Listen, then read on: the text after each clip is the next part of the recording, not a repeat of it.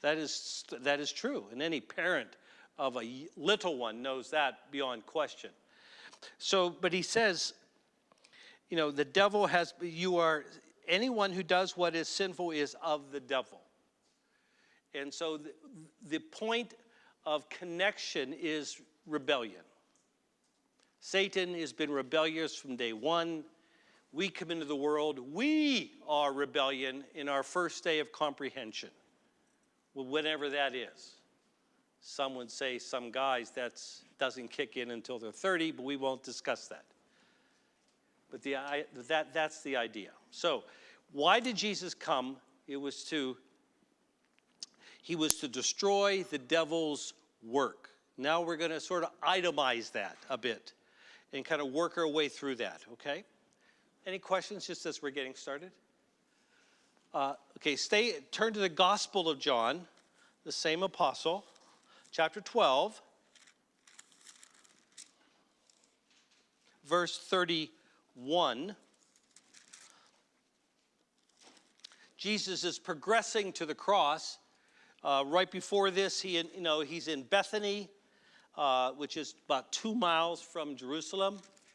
And of course, that's where Lazarus and Mary and Martha lived. And he's predicting his death, as he does repeatedly as he goes near to the cross. But 12:31, we'll pick it up in verse 30.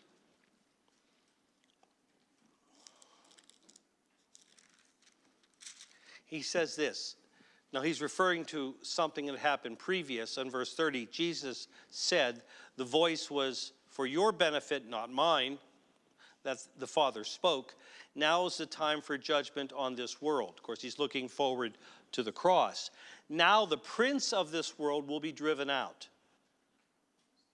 And when I am lifted up, I will draw from the earth, I will draw all people to myself. The prince of this world. Now that sometimes causes folks to be a little, I would say, confused in that they think that actually Satan has some sort of rights over the world. I've heard this interacting with folks, that somehow God gave him domain. And of course, that's not true. That's not true. The sense in which he is the prince is because everyone who comes into the world is inherently rebellious like him. And so that we will do things like him. In that sense, he is our father as unbelievers. That is exactly the correspondence.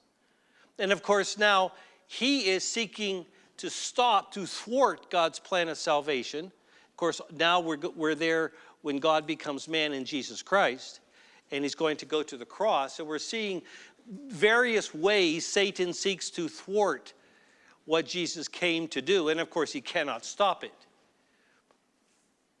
And I assume that part of being a slave to sin, is we become what's the phrase? We become self-delusional, self-delusioned. We believe lies to be true. We believe lies to be true. Caleb, Bob, yes. So yes, so sin deceives us. So would we say that Satan himself is deceived? Sure. Yeah, I think he was trying to thwart, like he was finding out what the plan was, but he thought he could somehow defeat God? Right. Yeah. So that is delusional. And that is the point. If we become somewhat delusional, which we do in our unbelieving state, yes. I mean, I don't remember a lot of things always about growing up, but I do remember in my teens, before I became a believer. I became a believer right before I was 20. But I do remember that I was just absolutely indifferent. I just didn't think about it. My brother Greg, he was more thoughtful than I was within Catholicism. He was an altar boy. I was nothing. I never even gave God a thought, which is really crazy. But I was just delusioned. I was just, bopping through life, sports in their season, that kind of a thing. I was just merrily on my way to hell. And that's just the path that I took in my rebellion. I just wanted to do what I wanted to do. Okay, so this idea that Satan is the prince of the world, we have to say, in what sense is he the prince of the world? Does he somehow have control of everything? No, that's a lie. Not true. The Lord's plan is, of course, right on schedule. Satan seeking to thwart it at every turn, but he is ultimately delusional, because we would say, obviously, you can't stop it. You can't stop it. Lori.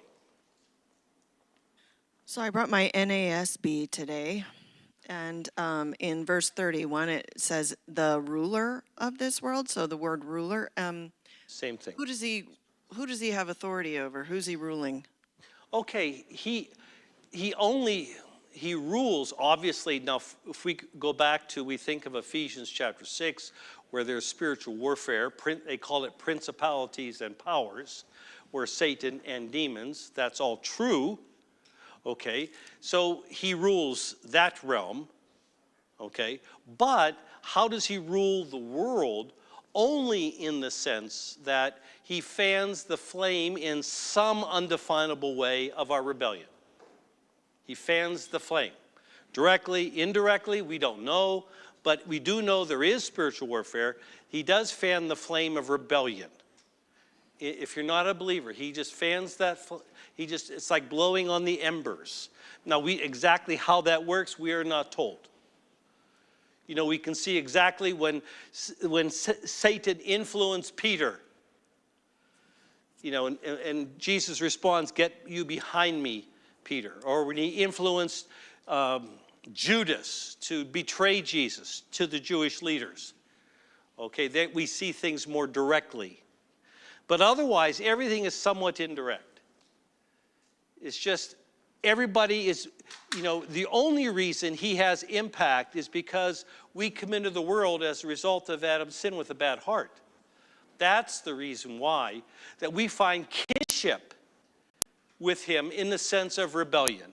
We find kinship with Satan. Even though you may say, depending on, you know, how you grew up, you may be thinking of Satan in a negative way, but you do share kinship with him.